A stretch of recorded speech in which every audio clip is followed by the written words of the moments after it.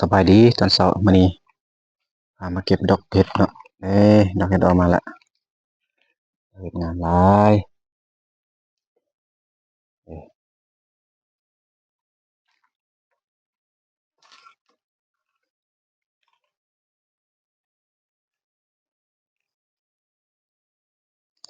สิเป็นบรรยากาศตอนเช้าเนาะ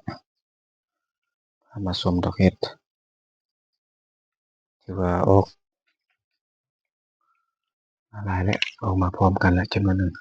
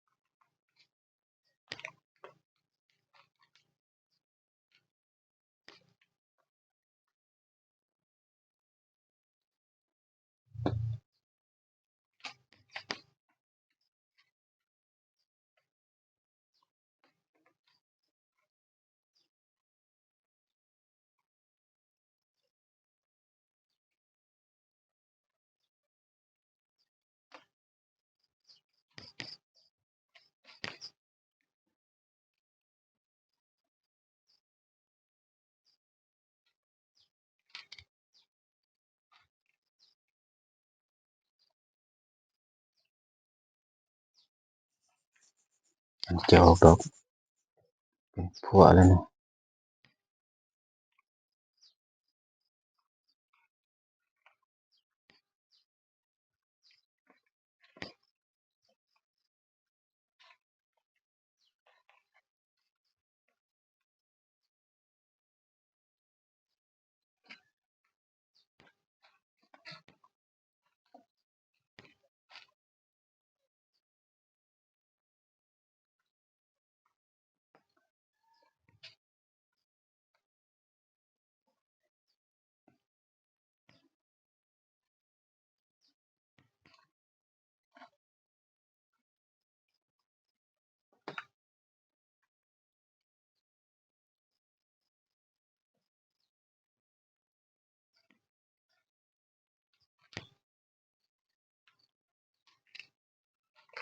เราจะมาเก็บ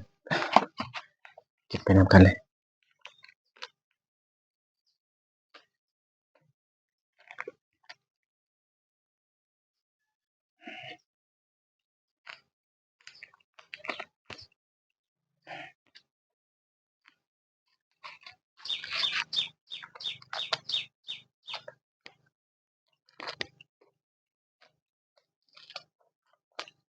เก็บแล้วจะมาอันใหม่คืนเก็บก่อน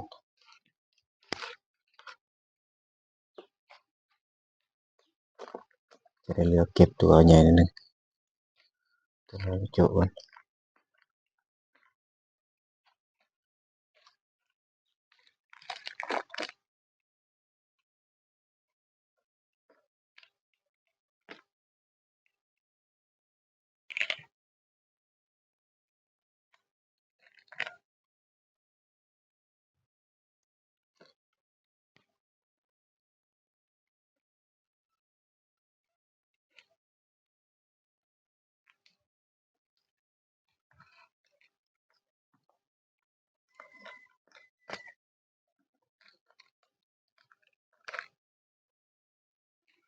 งามเลยดอกเห็ดนี่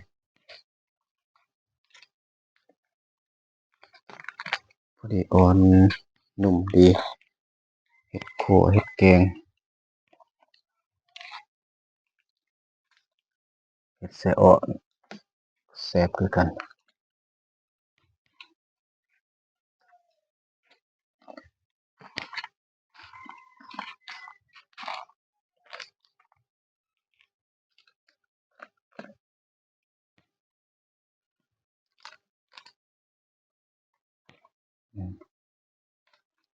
งามเลย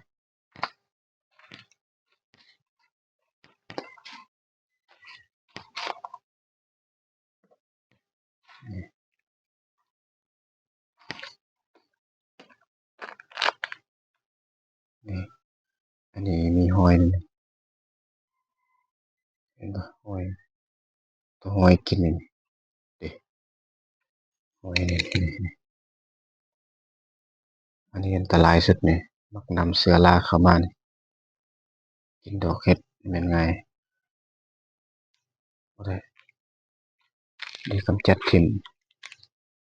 ปะไว้บ่ได้หอยนี่งาม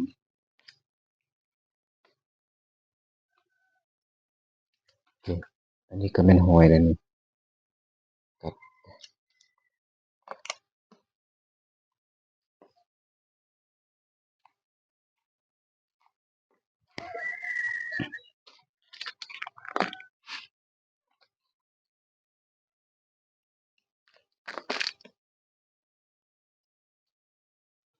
ยามฝน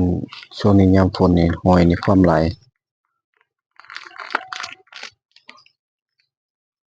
มันมักเข้ามากินดอกเห็ดนี่เฮ็ดให้เกิดมีเชื้อรา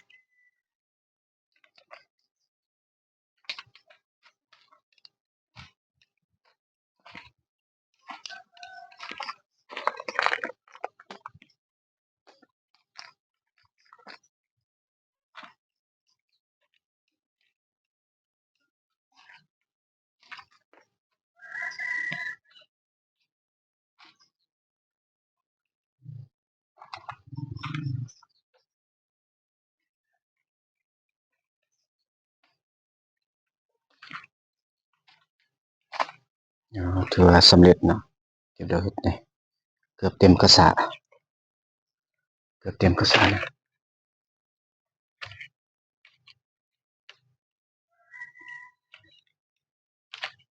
อันนี้ก็มีอยู่ประมาณ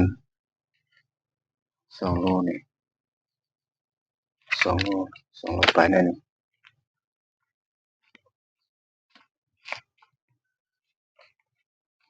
ทีนี้ปลามันใหญ่นิดนึงก่อนไปเก็บถือว่าสำเร็จเนาะเก็บดอกเห็ดก็จะได้ฝากติดตามรับชมคลิปต่อไป